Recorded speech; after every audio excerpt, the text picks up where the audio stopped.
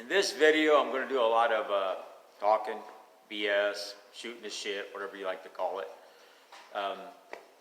It's still cold here in Indiana. This is May 1st, and I think it's 46 degrees here in my building. I'll turn the heater back on a little bit and warm it up pretty quickly. But I want to talk about a conversation I had the other day. Someone was talking to me about my Golden Nugget that you guys have been following, and thank you, about how I'm putting too much money and time in a car that's not worth anything. You know, it depends on what you consider worth anything. And as far as time, yes, I'm putting a lot of time into it. Money-wise, Mustang parts are not that expensive. They are pricey sometimes, but the majority of the parts aren't. The shipping is usually what kills me.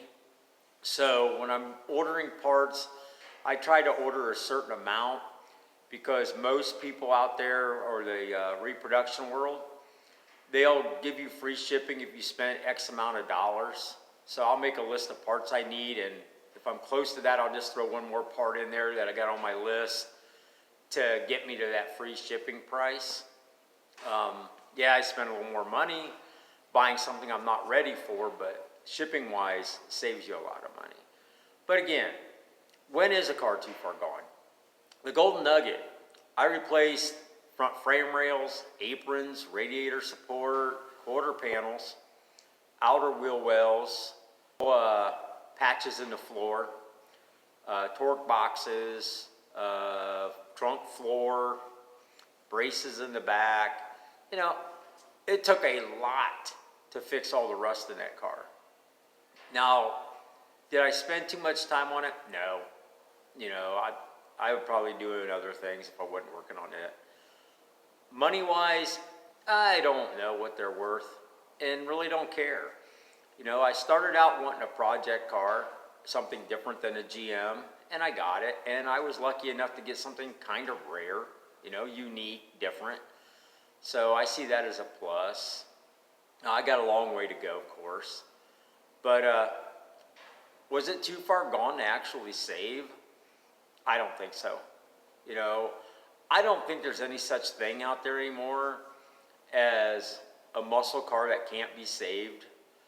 The aftermarket world makes everything for a muscle car. I think you could literally build a car, as long as you had a title and a VIN number in your hand. I think you could order an entire car out of a catalog and put it together and build it right there in your shop, if that's what you want to do. You know, this Mustang was my first one. I bought it as my project car until I came across the Golden Nugget. But I was going to restore this, and I was debating, is it worth my time? Is it worth the money I'd be putting into it? Because this one will need the same thing the Golden Nugget got, you know, frame rails, front, back, floor patches, quarter panels, wheel wells. It would need the same thing. The only difference is this is not a unique car. This is not something it was a special car made. This is a 6-cylinder with a 3-speed manual with a little 7-inch forward rear end. There's nothing unique about it. There's nothing special about it. Somebody might say, hey, I want to take a shot at it like I did and just see if you can do it. That's my whole purpose when I first got this, was just to see if I could build it. You know, and I know after doing the Nugget, I could redo this one too, but I won't. You know, it's not worth having two Mustangs, a little 6-cylinder and a 289, so this one won't get rebuilt. I tried selling this on Marketplace, and people that came and looked at it, they're like, oh, that's a really good deal. Oh, yeah, you know. But when I put it up on the lift and let them see the underneath, they're going, oh, that's too rusty. That's going to take too much work. There's no way I can go ahead and do that. And the only reason why I put it up on the lift so they can see the underneath is for that reason. This car is really rusty, and I don't want anyone to buy a project thinking, all I got to do is throw some Bondo and some paint on this and they're good to go. Because this car would not have met that criteria. You know, it would have really hurt them in the end when they got it home and found out what the underneath looks like. after they purchased it. And I don't sell cars that way. You know, I'm honest, you know, let you know how it really is. So, is this car too far gone? No. You could restore this car. Would you want to restore this car? No. You wouldn't want to restore this car. This is what we would call a parts car. And it has been. I've taken some clips off here, some bolts here. I've looked how the brake lines were ran, how the wiring was ran, you know, see how things are put together so I can put that one back together in case, just refresh my memory and let me know, hey, this is how you took it apart, this is how it needs to go back together. So it's a blessing to have a parts car in your shop where you can go out, look at it, see what you need, pop it off, and such and such. You know, if it was a Trans Am or a Chevelle or a 442 or a Roadrunner, a GTX, a Javelin, AMX, the list goes on and on. You could buy every part you needed. This car would be one of those cars that if I did decide to restore it, it would get a bigger motor. It would get a better transmission. Definitely get a bigger rear end. It would have a crazy hood, you know, hood scoop something. If I could put a Cougar spoiler on the back, it'd have that. This would be one of those modifications where you would build it the way you want it. But yeah. And I wanted to touch on something else too. And since I'm here just shooting the shit, one of my videos, I'm pretty sure it was part 36, a couple videos back, I had a comment in the comment section, and most of the time I'll respond to comments, negative, positive. You know, I don't mind the negativity. The comment there was, on my Mustang, the Gold Nugget, was girl's car. And what exactly is a girl's car? You know, at first I didn't think much about it, but I got thinking about it and I thought, wow, how am I going to respond to this? Am I going to tell him he's full of shit? Am I going to tell him, yeah, you're right? Am I going to offend people? How do you answer girl's car? I guess it all depends on how you look at things or how you want to look at things. At first, it hit my mind, you know, I'm over 60 years old.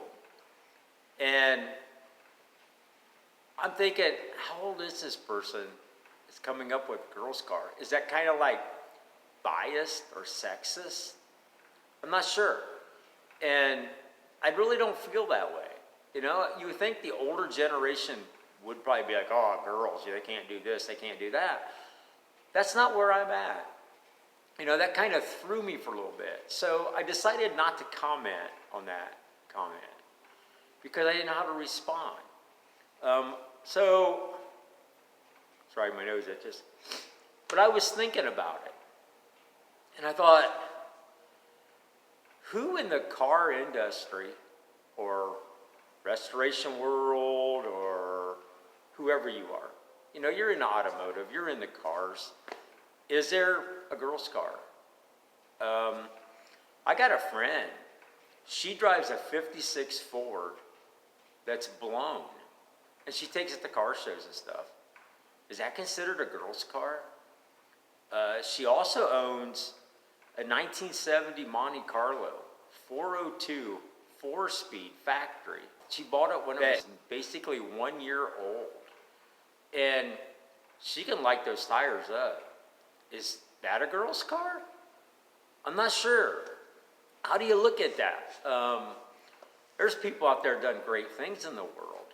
You know, I'm thinking the first name that popped in my head was Jessie Combs. And some of you may know her, some of you may not. She actually died trying to break the land speed record.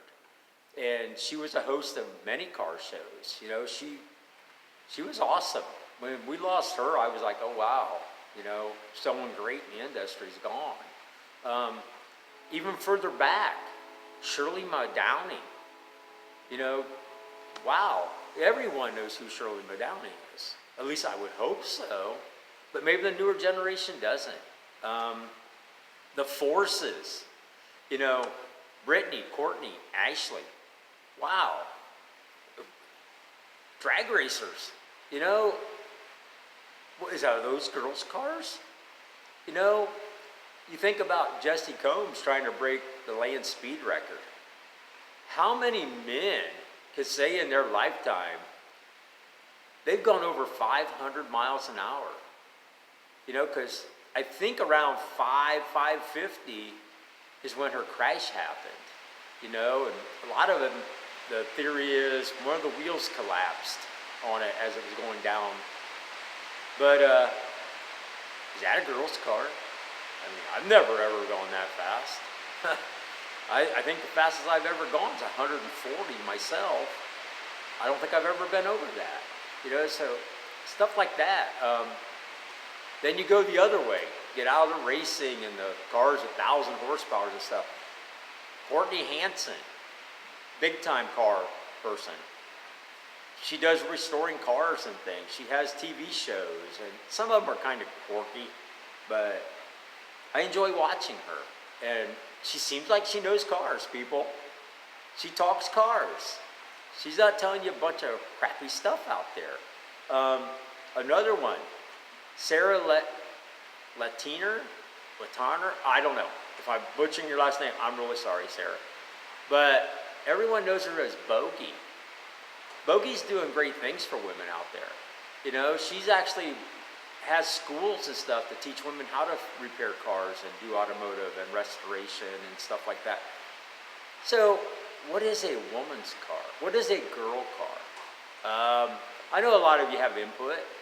You know, I don't know. Maybe there are sexist and biased people in the car industry. I don't know. I don't see it. I hope I'm not that person, you know, that, oh, a girl's car. You know, there's some damn nice cars running around with blowers and turbos, twin turbos. I was at a car show the other week. There was a girl that came in there with twin turbos on her car.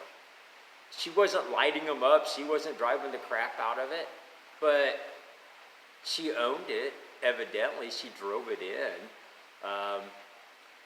I really, really wanted to comment on that person's post. I don't even know if it was a man or a woman, you know, who posted that. I would hope it wasn't a woman, but it could have been. I wanted to ask, what did they own? What do they drive? You know, what puts them in that mindset that women can't have cars? You know, that a Mustang, a girl car. Damn. I've seen these Mustangs built with big blocks, turbos, big rear ends, drag cars, race cars, everything else, you know? I don't know. Is it because I'm doing a restoration to a plain Jane Mustang and not going over the top with it and just building it the way it came out of the factory? I'm sure I'll get some comments from some of you down there in the bottom of my page there. Tell me what you think. And my wife, she drives our 71 Buick convertible. You know, she loves that car. Is that a girl car? You know, or I drive it. To me, it's a muscle car, badass muscle car. And my wife owned, I say owned because we sold it, a 49 Mercury lead sled. Chopped, sectioned, and she loved that car. Every car show we ever took it to, she won. Sometimes it'd be top honor, sometimes it'd be top 40, whatever. But that car never, ever lost the show in the 3 years we owned it and took it to car shows. It always won. 49 Mercury, a girl car. You know, I really, really do want to hear from you guys. What do you think?